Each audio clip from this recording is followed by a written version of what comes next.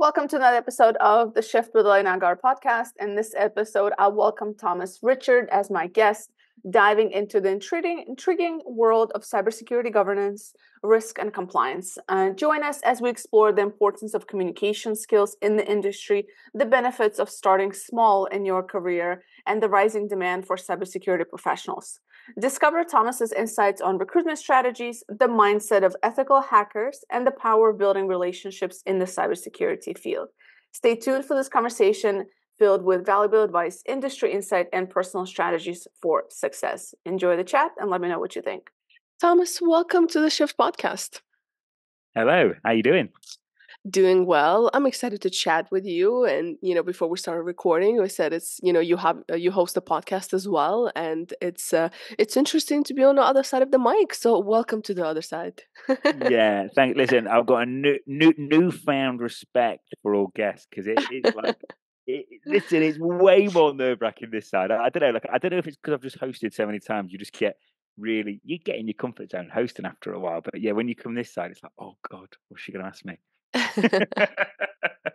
Well, we are going to get into all things cybersecurity and recruitment and what does that look like and your experience, and we're going to talk about candidates and maybe vent a little bit about some of them. We'll see how the conversation flows. But before we get into that, what I'm really curious about is your career story, the different shifts that you had in your life to get to where you are today. So start me off with like education, what did you study, and take us up from there.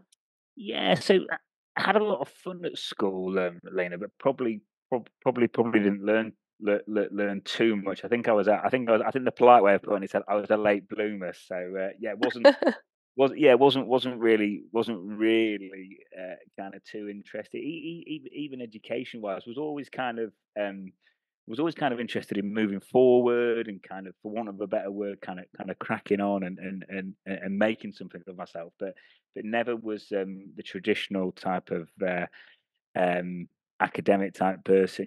Bounced in and out of a few things, colleges and kind of universities, but always just kind of wanted to get out there and do something really. That's so yeah. On the education wise, probably maybe a little bit of a half funny story, but nothing too interesting to report. But on the recruitment side of things, security recruitment, I've always liked dealing with people. I've always been interested.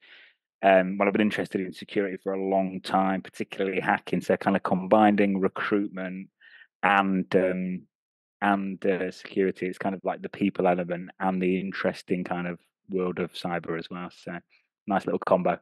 Yeah, no, absolutely. How have you seen it shift? How long you been in the cybersecurity and like recruitment space now? Yeah, for around about 7 years, and yeah, I think you're probably the same as me. You've probably seen a lot of shifts in recruitment. Even if I go a bit further back to, say, I've done it for 7 years, but before I got into it, it was kind of like, I suppose job boards and social media democratized recruitment because years ago, if you couldn't afford to put a job advert at the time, very expensive, probably not so anymore, but at the time, you had to put a job advert in the newspaper.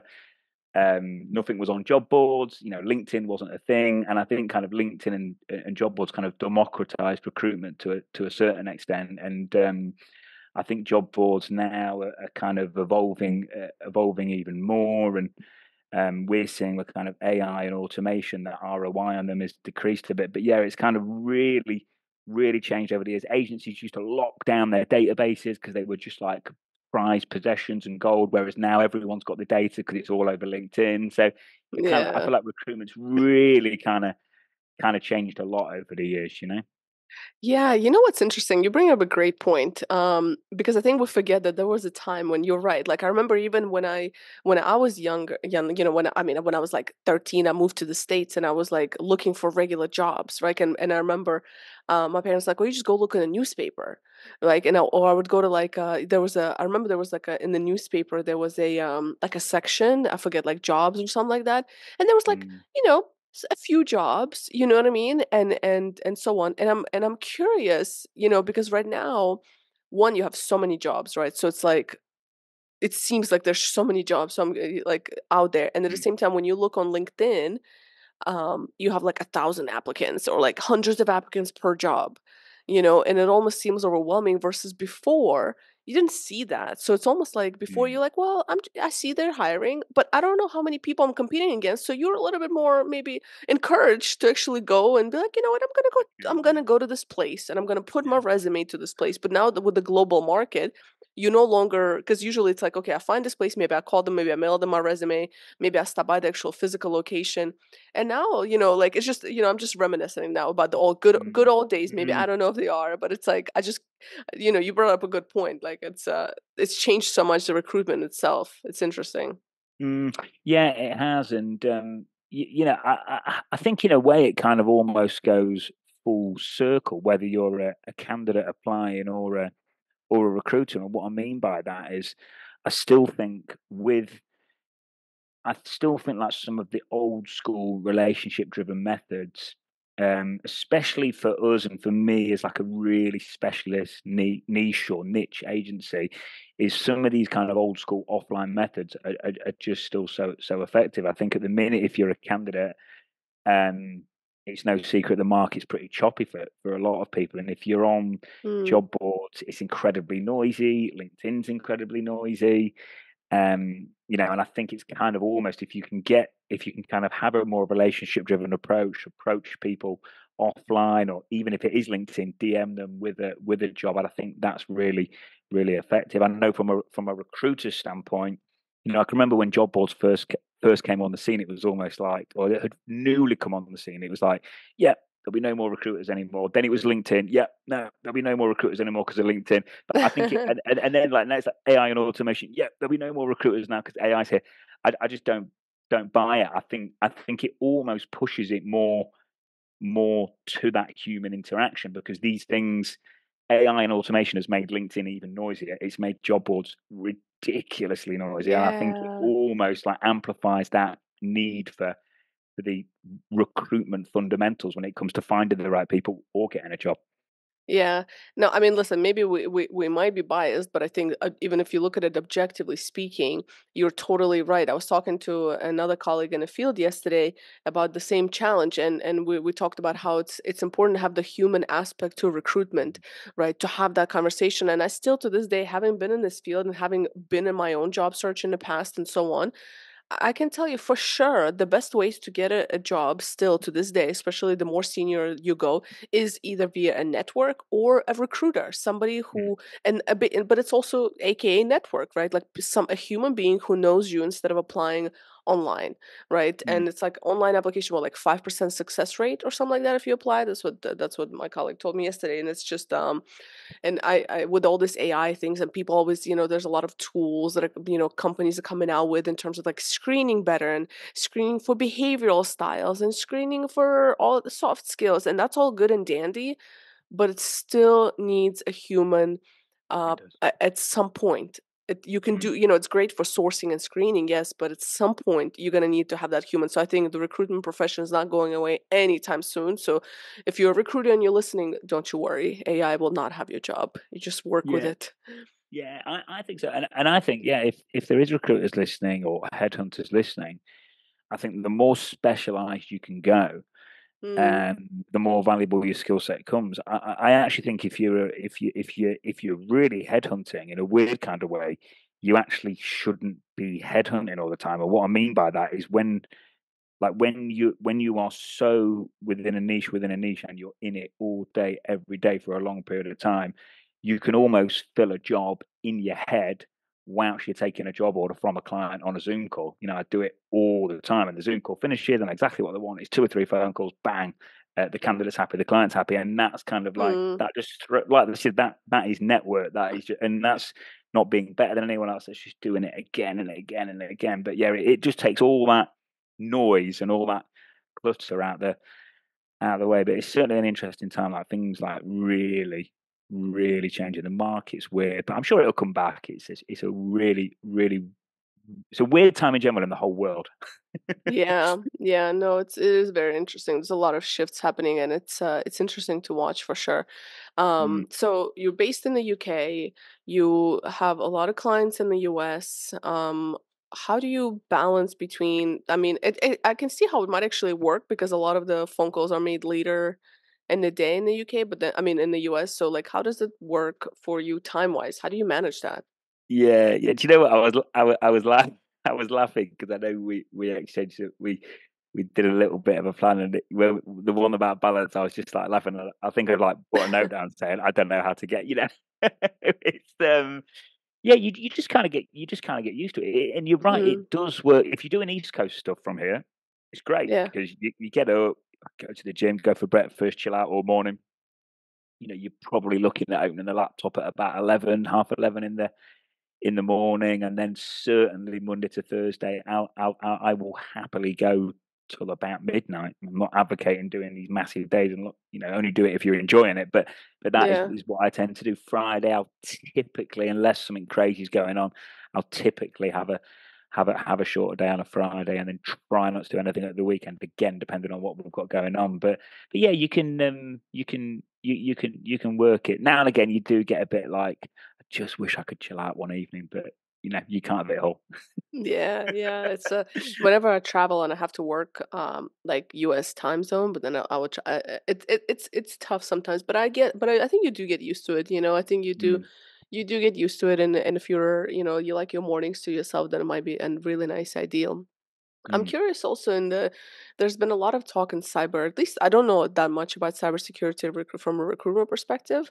But when I do talk to candidates or like young people, it seems like there's a big, kind of challenges in cyber because cyber, I remember a couple years ago, a few years ago, people like, oh, this is going to be the new hot thing. We need this many cybersecurity people in all these different areas, and it seems like there's a huge need, supposedly, but it's so hard, apparently, to get into the field, which I didn't realize. I thought you just need maybe a certificate, a 2-year degree, but apparently it's not like that. So it's like to get in there is very difficult. And then so tell me a little bit more about like mm. what are the challenges and the maybe also opportunities available? So it's become really, really cool now to get a job in cyber, which is good and bad, and I get why it's cool. It's really, really interesting. At the junior end, it's very client led. Day to day, people kind of talk to me about how can I help juniors in my day job. I can't. Like, companies aren't gonna pay me or my agency fees to find juniors at the mid and senior end.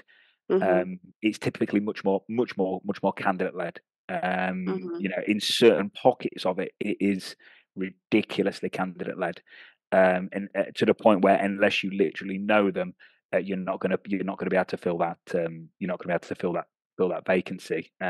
We've got clients when they're on some of the senior roles, they've got internal teams, maybe 100 people on the internal team, and we still partner with them because it's that candidate led. But yeah, in terms of breaking in, it is really hard. Um, Mm. I think the mistake a lot of people make is like hacking, pen testing is really cool, SOC analyst is really cool, cybersecurity engineer is really cool. I think these days the chances of coming into one of those jobs, and I'm not saying it can't be done, it can, but the chances of coming in as a pen tester is very, very, very difficult because everyone wants to do that. The best route I would probably recommend in is through something called GRC, which is um, it's still pretty well paid. It's a much easier route in.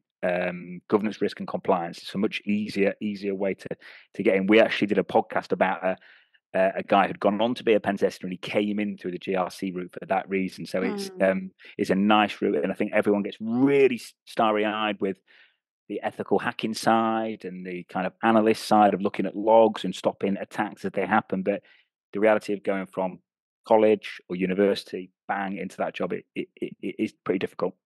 So it's GRC, government, what? Government, Governance, risk, and compliance. risk Yeah. and So compliance. Okay. yeah. So you're looking at kind of standards and standardization and stuff like that. It's very good for enhancing your communication skills. You're often liaising with various different stakeholders. That could be technical and non-technical people. So it really get your communication skills going.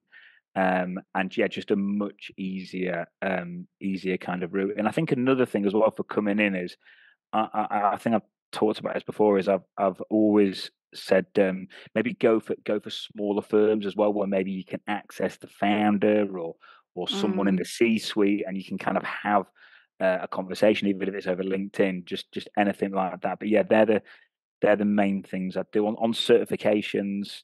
Um, there's loads of talk about them. Depending on which area of security you're in, if you're really, really technical and really low level, then it's a small firm and they're not very corporate. They're probably not even bothered about certifications. If it's a larger firm, they probably are. So yeah, it really just depends what you're doing. But yeah, GRC really, really good way to get in, I would say. Yeah, that's interesting. And I think there's a lot of, there's a lot of, I guess, what's the word I'm looking for? Um, a lot of hope for young people because a lot of hope that they think they're going to get into these big organizations, and I think this is where it's misleading, because it's like, first of all, you don't need to go to the Googles of this world and the Microsoft of this world. You can go to a smaller, like an SME, small medium-sized enterprise, small business, to your point, where you can get your foot in the door through one of the founders, through, and it's probably much an easier entry point and can be equally as rewarding from a financial and a career fulfillment perspective. And I think a lot of young people still aspire for like these big organizations, which is great. But I always say, like, why are you doing this? Like, for what? What do you think is going to give you? Mm. And I think that's interesting to kind of clarify for anybody who's listening, who's like, oh, I want to go, but why? Like, I think that's we usually go for the things that are trendy. And to your point, it's not easy to get into those Mm. organizations, and a lot of those large organizations will have that young talent pipelines internally, and they will develop them and so on. It's when they get to that mid and senior level candidates, that's where they're starting to look at like outsourcing and so on. So it's Yeah, yeah. yeah. I think as well. I think just preparing yourself, like what the media do is they go skills gap, skills gap, skills gap, skills gap. They don't realize it's at the senior end, not the junior end. Everyone thinks, right, bang, I'll come in, I'll get a nice six-figure salary, off I go, Mhm. and I'm doing cybersecurity. But of course, it's going to be harder than that. When you look at what some of these top guys and girls earn, and what they're doing, they're ticking every box. Like financially, they're doing great. They're stimulated. It's ever changing, so it's like you're always in this constant state of forward momentum and learning, and you have to be, Mm. because it moves at a lightning pace. So like you are ticking every box from like sense of purpose, happiness, everything. Of course, it's going to be hard. Like it's going to be really difficult. So I think if you're prepared for that, I think where I can get a bit frustrated, and where I can imagine a lot of other people do, is um, they kind of come in and go, they think they get sold something that's just incorrect, so they come in expecting it to be easy. I think if they're prepared, makes a big difference. Just one more point on it as well. Yeah. A massive thing is just getting any form of commercial experience. So um, there's a couple of certifications in within ethical hacking, PMPT and OSCP, really really well known, and they're like considered like the HR busters in security.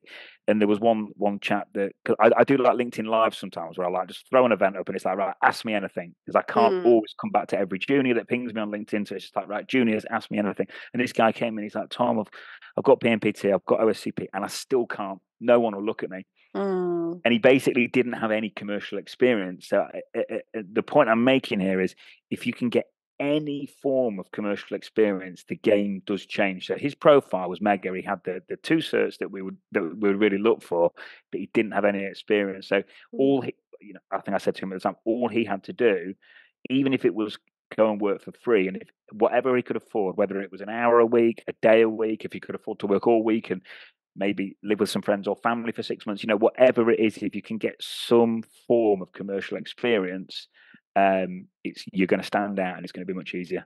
Mm.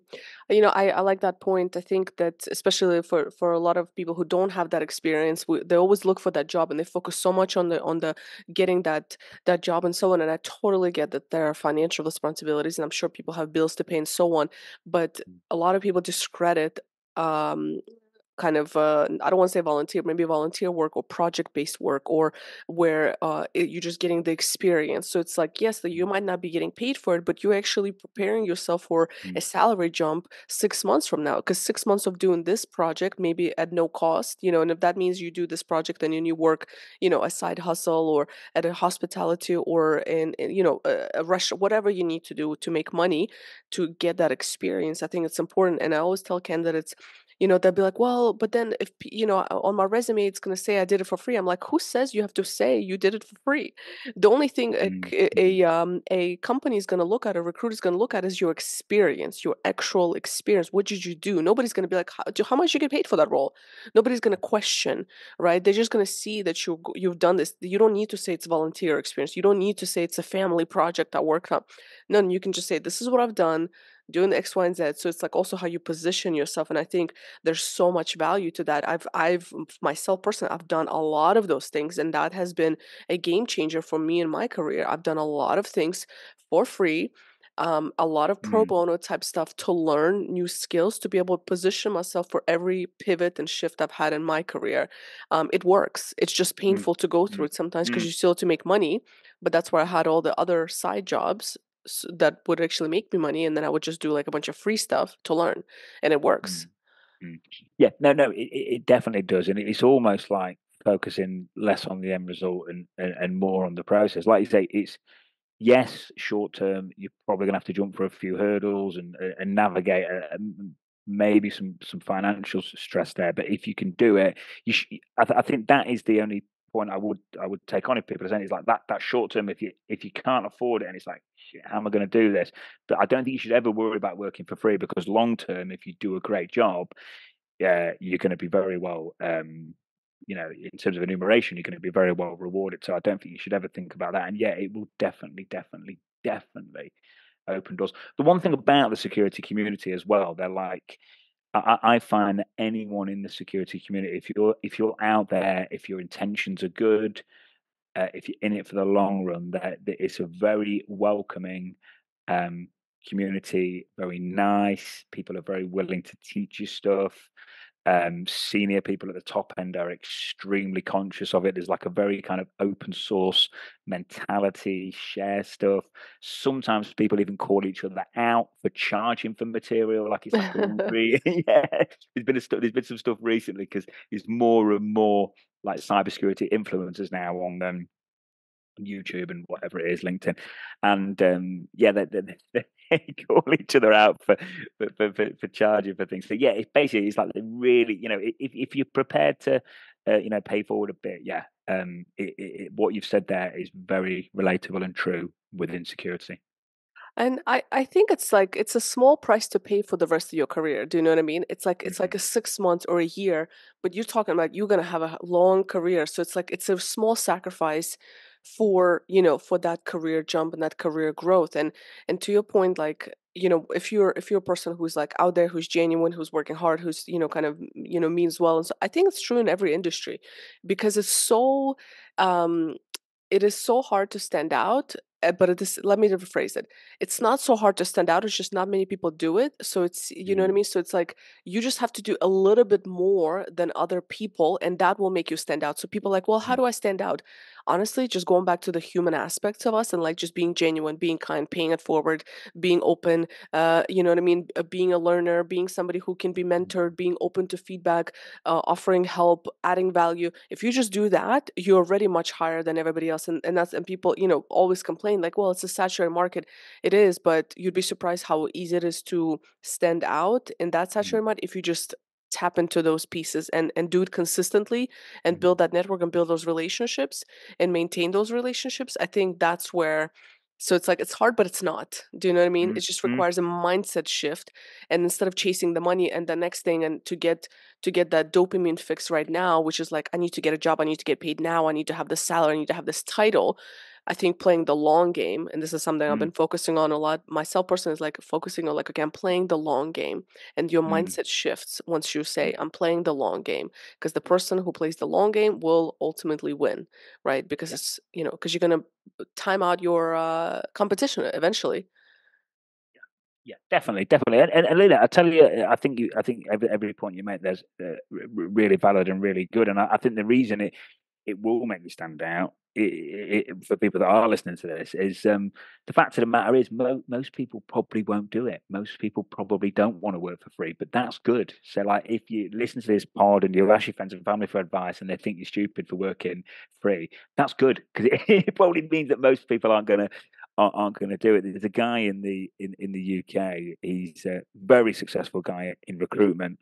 In the US, it's called Shark Tank. In America, it's called it's called Shark Tank. In the UK, we call it Dragon's Den. And he used Mm-hmm. to be on that. And his saying was, "Observe the masses and do the opposite." I And love it's it. kind of what we're saying here. And he's done extremely well and played a long term game and all the rest of it. But yeah, it's about just having that belief. And also as well, I think if you do drop off, like if you do go into that mindset of being a bit grabby and thinking short term, I think if you recognize it and then just reset, recalibrate, and bang, get back onto the mindset we're talking about, that's cool. Like people do slip off and go off track and stuff like that. But yeah, no. Well, no, Mm. it's a very interesting space to be in. Do you have any thoughts or predictions? Kind of what do you think is this landscape of cyber roles? Do you think it's going to be more and more roles? Do you think this field is going to continue to grow? Do you think more companies are going to come on the horizon in terms of like just doing the cyber type of work? Yeah, I think over time, demand's going to keep 100% keep increasing. Mm. We're becoming more and more reliant on it. I don't think it's going to be linear on the way. I think now for a long time it's been the tech market in general for a long time has been really candidate led on the whole. It's kind of dipped now for a huge variety of different economic um, reasons. But I know it'll tip back. I know recruitment has worked in cycles since it started. Hmm. I think this is the first time probably some tech people have probably had to put up with anything tricky. I know. At one point, you probably experienced the same. In 2022, it was just it was ridiculously candidate led. It almost got Oh yeah, yeah. it got silly. Oh yeah. Crazy. So I think in answer to your question, I think yes, the demand's going to increase. There's so many regulations coming in, like without the people that are listening that aren't insecure to try and not go off too much on a tangent, but like supply chain attack is when basically hackers get into the main company through their suppliers, through their vendors. Mm. So, and it's a really easy way for hackers to get in if there's some kind of small, I don't know, like a small shop or a small business supplying, I don't know, Google or Amazon or the government or something like that. It's a really good way for hackers to get in. So supply chain attacks a real thing, and there's a lot of regulation coming in, whether it's in the government space or the commercial space. It's basically if you're supplying these big companies or the government, you've got to have been. It's called a pen test, where you get ethically hacked. You've got to have your security posture and standards got to be uh, at a certain level, or you can't supply the government or that particular customer. So yeah, a lot of regulation coming in, a lot of demand. I don't think that it's going to be linear. That is going to be peaks and troughs. Mm. You know what's interesting? Humans are so fascinating. Okay, we got this great thing called the internet, and we've ruined it. We have decided that we're going to hack each other. We're going to jeopardize each other. I mean, good for the cyber folks because you all got a whole career out of this, But it's like you know what I mean? Like it's like we're protect. Cyber attacks are. You know what I'm saying? It's like we're Mm, protecting companies from, or these people protecting companies from cyber attacks of other humans trying to hack for mm, different reasons. It's like we're just fascinating as a species. We're just continuing to find ways to try to screw each other mm, over mm, and mm, take things. And it's like, I mean, the creativity of some of these guys, they're like the hackers and the scammers and all those. Oh my goodness, mm, but it's like mm, we took this thing that's beautiful, which is the internet, and we have decided to just abuse mm. it.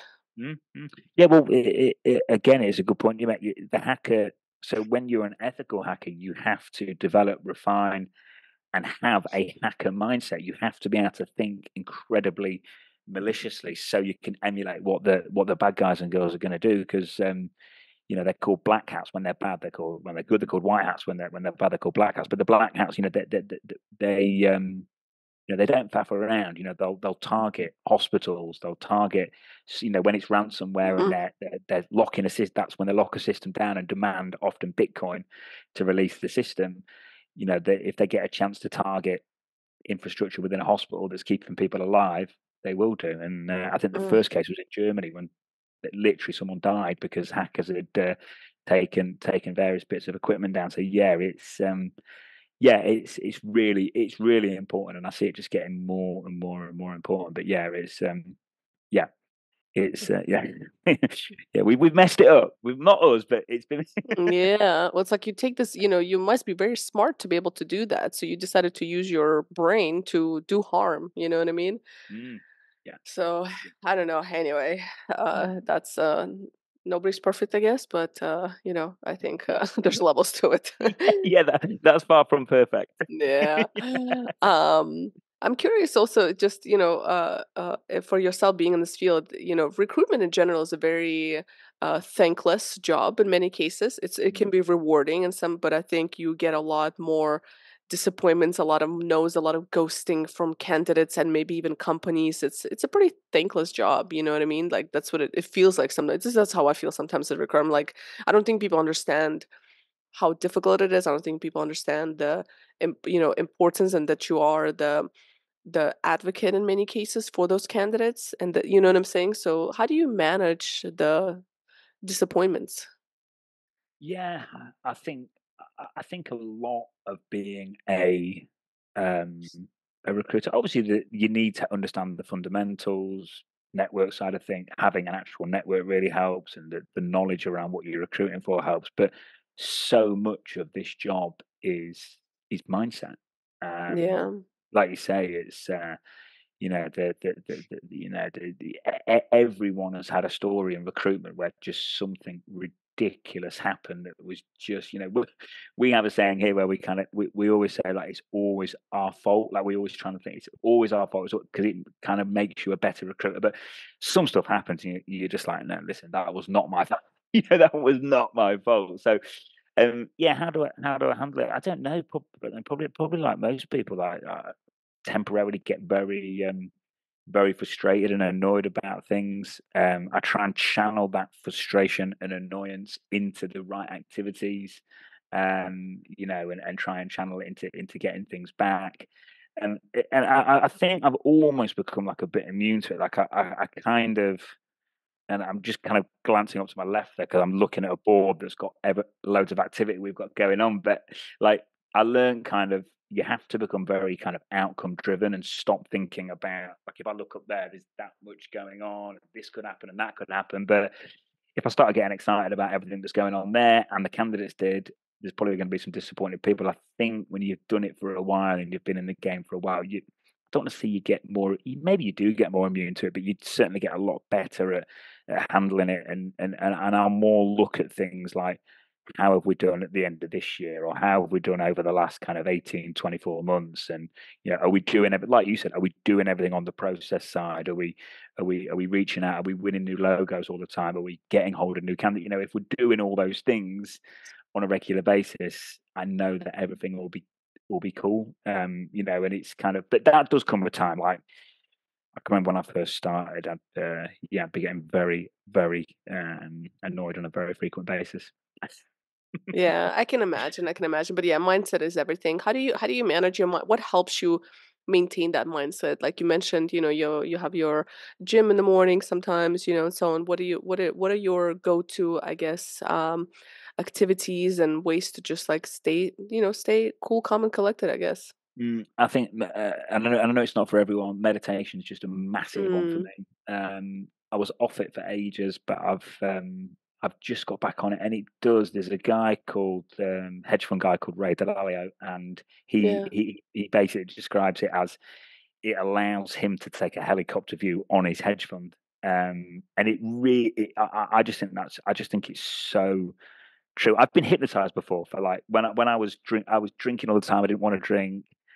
and I got hypnotized, and the hypnotist said to me, like, you are so susceptible. He was like, bang, just put me straight under. So I think my brain really is really it Open. really, yeah, to this It's kind of open to thing. those Yeah, things. yeah, Yeah. it is, yeah. So long story short, if I meditate, it really, really, it really helps me. All the stuff we're talking about here, like focus on the process, think more long term, like, it just allows me to take a step back. And I think when it comes to growing, like whether you're growing a business or growing your own career or growing your self development, you need to be able to take a step back. I look at different people.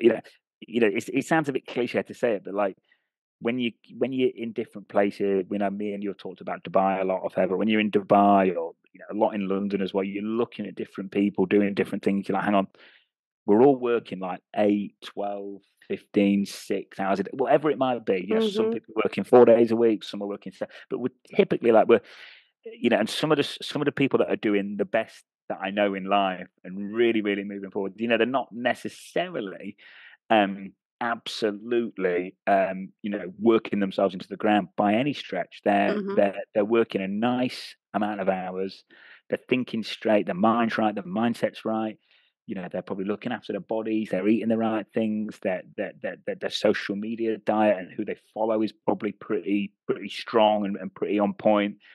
And it does make a difference over time, the compound effect to that. That's why we look at some people and go, whoa, she is like, or he's like, it's the compound effect of doing everything that we've just mentioned there. It makes a difference. Yeah, no, Mm, absolutely. I think it's such a mm, valid point, and there's no magic formulas. It's not compounds, that baby steps. It's the combination of all these different things that then make it look easy when you reach a certain level. But it's like a consistent kind of habits and routines that mm, drives one. I go back and forth with meditation as well. I'm now kind of trying to get back into it. I'm like on and off with it as you are, but what helps me is I recently started hot yoga again. I used to do that as well, and during the hot yoga, there's a lot of space for that meditation. And there's a mm, lot of, and at the end of the class, there's a meditation period. So it's like it forces me, and I realized that it's because it's 90 minutes. It's 90 minutes hot yoga. You can't really focus on anything else because you feel like you're fighting for your life for the whole 90 minutes. It's just it's so intense. And it's that's kind of why I started doing it, because I need to chill. And I was like, I have to mm, force myself to be in a situation where I don't think about anything else. And so hot yoga is like, a nice addition, and it makes a difference. I feel like I'm mm, much more relaxed because I do give my mind a break. mm, And to your point, like it's not always about doing 7 days a week, 24-hour days, type thing. Like it's mm, not mm, about that. mm, Like it's how do you find that? I don't know if it's balanced, because there are weeks you're like, I just have to work. Like this is just a tough week. Like I got to just get through it. But I think it's just about how do you know when you have to work and when you don't? mm, And that's a mm, hard one. I think, how do you differentiate when you actually do have to do this and when you're doing it because it's a habit, or because mm. you putting pressure on yourself to do something, but you don't really have to do it? Mm, mm. Yeah, I think it's do you know another one of them as well? I think whether it's for work, meditation, but I just find I'm just a nicer. My sister's just had a little baby. I'm a better uncle. I'm a better brother. I'm a Mm, better son. You're my better friend. I think you're just a um, better person. Just thinking back to something, you mentioned about balance. One way that we're finding within the agency, and I'm finding in my own life, another way to get some balance back is we're leveraging and I think this can relate to pretty much everyone. So we're leveraging a lot of VAs, virtual assistants in various different parts of the world, mm, and we're getting a lot of certain tasks. And you've got to pick and choose the task correctly, but there's a lot of tasks that you can do, and essentially you can buy some of your week back. yeah, For a reasonable price. We actually overpay these guys and girls a little bit because some of the rates that we get quoted are so cheap and they are so good and so switched on, and yeah. they're better at flying around a spreadsheet than I am. And essentially, you can buy some time back. So on the balance piece, if you are really moving forward and really busy, and you don't feel like you have time, that's something that's worth looking at. I just wanted to get that in while I remembered. Yeah, that's a good one. That's a good one. Yeah, Yeah. I've been Yeah. exploring that as well. It's like how can Mm, I like outsource some of the things, and VA is mm, definitely a good way to do it. mm. Before I ask you my last question, where can people get in touch with you? I know you have a fabulous LinkedIn where you put so much thought into your posts that I'm almost jealous because I'm like he really spends time to put on all these posts. I feel like I so you make me want to elevate my game. I was like, I mean, I Uh, can't post this. I mean, like he's posting all these solid posts. I'm like, damn, like, you know what I mean? How do you come up with this? So I love your LinkedIn post. Is there like, is that where you hang out at the most, or where can people get in touch with you? it is. I mean, from a social media perspective, it's the only place that I hang out. So yeah, yeah, you can get LinkedIn or email. I'll put my email up when we release this. I'll put my email out there. Although every cybersecurity expert would probably tell me I shouldn't do that, but I'll just do it anyway. Well, I will share whatever you want me to share in the show notes. I'll be make sure to share, and I think LinkedIn Lives are a great way to get some of that insights for you. So whoever's listening, definitely join LinkedIn Lives, and so on. I think those are pretty useful. You know, it's like you get Mm, really great quick advice and feedback. So it's mm. beautiful. Last question I ask all of my guests, which is, what question do you wish people would ask themselves more often? Oh God, what question do I wish they would ask themselves more often? Okay.